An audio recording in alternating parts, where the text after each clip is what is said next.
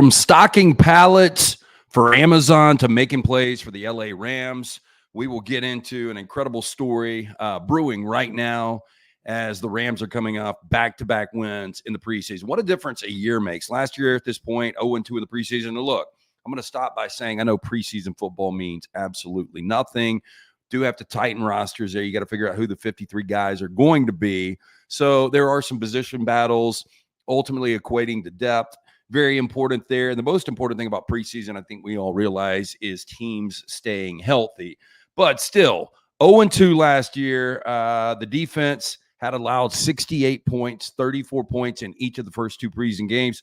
This defense through two preseason games, and I know there are a slew of starters that haven't even seen the field, but still 0 touchdowns for the opponents in the Rams 2-0. Another story, coming off last night's game against the Chargers in SoFi, Aubrey Pleasant, the assistant head coach, now 1-0 after Sean McVay spends the majority of the game in the booth, giving the duties to the assistant head coach.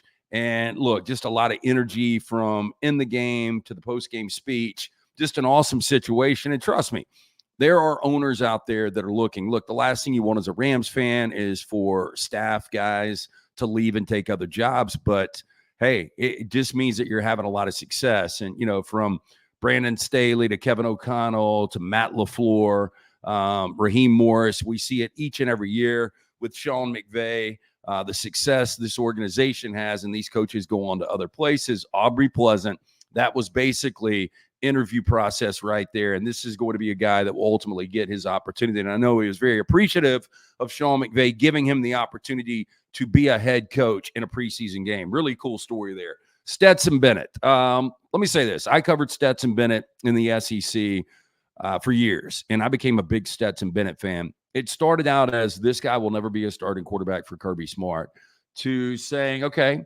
he's a kid that doesn't make a lot of mistakes. We'll get back to that. But he's surrounded by a ton of talent. Stetson Bennett, his final 2 years in Athens, won back-to-back national championships.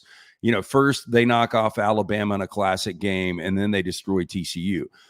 By the time he was a senior and going for back-to-back national championships, Stetson Bennett was a guy that was on Heisman radars. I mean, he was that good of a quarterback, and Stetson Bennett was making plays on his own. Now Stetson Bennett gets drafted, looked like kind of a project, maybe the heir apparent to Matt Stafford, and had some off-field issues. Obviously, was inactive all of last year and really hasn't played a lot of football. But going back to the Cowboys game, throws 4 picks. Really should have been a 5th pick, overturned by the penalty. Makes an amazing play on that final drive to give the Rams the win in week 1 of the preseason. But going back to week 2 against the Chargers, 17 of 31, 213 yards, a pick, and a lost fumble. So now 6 turnovers in 2 weeks. If you're Sean McVay and Les Snead, you want to see this guy really clean it up because you've already solidified quarterback 2, and that's Jimmy Garoppolo. So really it just comes down to, will Stetson Bennett make this roster or not? With an emergency quarterback, I think Stetson's going to be in the mix. I just don't know what the future is for Stetson. We see some incredible plays, and we see way too many mistakes. I mean, look at it. His last year at Georgia, only 7 turnovers the entire year. He's basically, if you didn't have the overturned penalty, 7 turnovers in 2 weeks of preseason football. Again, that's the bad. The positive, the Rams right now are 2-0. Again, preseason means nothing. It's just fascinating to see what's going to come out of this with Stetson Bennett, kind of the roller coaster we watch.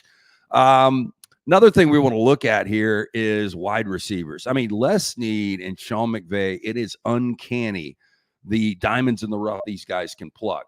Going back, Cooper Kupp out of Eastern Washington. Puka Nacua, honestly, watched him at BYU, never saw anything like we saw in 2023, his rookie season.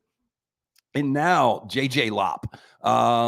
Just an amazing story here. Now, whether or not Lopp is going to make the roster, we don't know. I mean, solidified Cooper, Puka, Demarcus Robinson, and the way Jordan Whittington is playing right now, and we'll get to him in a second. I think those 4 guys cemented in, and then 2 or 3 possible receivers to join them. Is Lop one of those guys? 47-yard game-winning touchdown, game-deciding touchdown. Just a great adjustment for Lop. And then after you saw the excitement, post-game comments, he said, look, I've always known I've had the athletic ability to play at this level, and it started to transcend now. Now, I don't know if Lop's going to make this roster. He is a hard guy not to pull for, though. But just an incredible story. Undrafted free agent out of Cortland, D3 Cortland, won a national championship there. He said that was kind of the similarity. He jokingly said between him and Stetson Bennett. Bennett's a national championship quarterback. I'm a national championship wide receiver. Just a cool story. He's got blazing speed. And speaking of blazing, 5'9", now 170 pounds, Xavier Smith. This is the guy that was loading pallets for Amazon, and now he is battling for that roster spot. And when you look at his ability to return, to flip the field as a punt returner, what he could possibly do as a kick returner, although the new kickoff rules are awful. I think most of us agree with that. But still, through 2 games, 9 receptions, 67 yards, and you're talking about a guy that can fly. In his pro day out of Florida A&M, and a guy really that never really was projected to play college football. It was too small, 5'9", 150 pounds, coming out of high school, wanted to play with his brother Kareem at Florida A&M, so he walks on there and ultimately becomes a big play machine for the Rattlers. But now he comes to the Rams camp, undrafted free agent. This kid can absolutely blaze, and when you get him in space, watch out. So I think with his ability to return kicks, I think Xavier Smith and this incredible story out of Florida, I think this guy is going to make the roster, and I think he is going to be an impact guy. Going back to Jordan Whittington, 6th-round guy out of Texas. Everybody was talking about Xavier Worthy, A.D. Mitchell. Nobody really talked about Whittington. 25 starts in 5 years in Austin. Now, the biggest accolades this guy got was 3 times he was first team All Big 12, but it wasn't on the field. It was academic All Big 12. So the kid's smart, very easy to spot with the dreads coming out. Looks a little like Drexel from True Romance. If you've never seen that reference or you've never seen that movie before, early 90s film. Tony Scott directed, Quentin Tarantino wrote the screenplay, and ensemble cast was fantastic. Drexel, by the way, played by Gary Oldman. If you watch Slow Horses on Apple, you know exactly what I'm talking about there. But Whittington is a guy that is going to make this roster. He has been a major impact guy, and I do an interview every week on a Austin, Texas show with a guy named Chip Brown, and he has covered the Longhorns for 20-plus years, and he knows the ins and the outs for 24/7 sports. And he was telling me when Whittington got drafted, knowing that I'm a big Rams fan, he was like, watch out for this guy. He was open all of the time, and Quinn Ewers just went to other guys. But Whittington, great teammate guy. He is an ultra smart football player, and right now it's showing. And what a receiver room to be in when you got guys like Cooper Kupp and Puka Nacua, and these guys can really learn. But 3 exciting young guys in Lop, in Smith, and in Whittington. Whittington, I think, is a shoe-in. I would say Smith is 90% to make this roster. In Lop, it's probably a long shot, but fun to watch what happens. Speaking of rookies, after Tanner Brown was cut last week by Sean McVay, it looks like Joshua Carty, he has got a ton of confidence in this kid. 6th-round pick out of Stanford.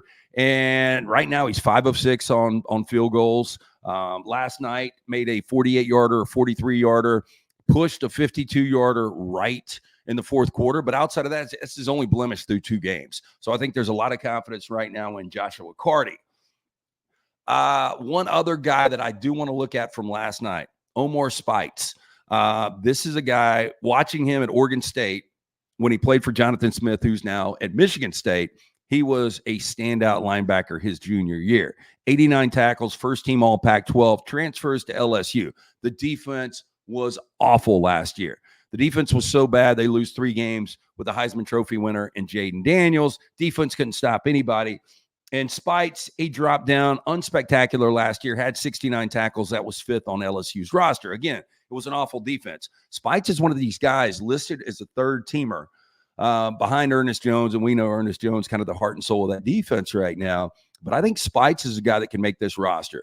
But watching him sideline to sideline last night, really good against the Chargers. So we'll see where this goes. Very exciting that we're only 3 weeks today away from the regular season kickoff with the Rams heading to Ford Field to take on Detroit, where unfortunately the season was ended last year. The Lions en route to playing in the NFC Championship game. But all in all, knocking on wood, Rams are healthy right now. This defense, and I know it's just been patchwork with a lot of guys trying to make this roster, really fantastic the first couple of preseason games.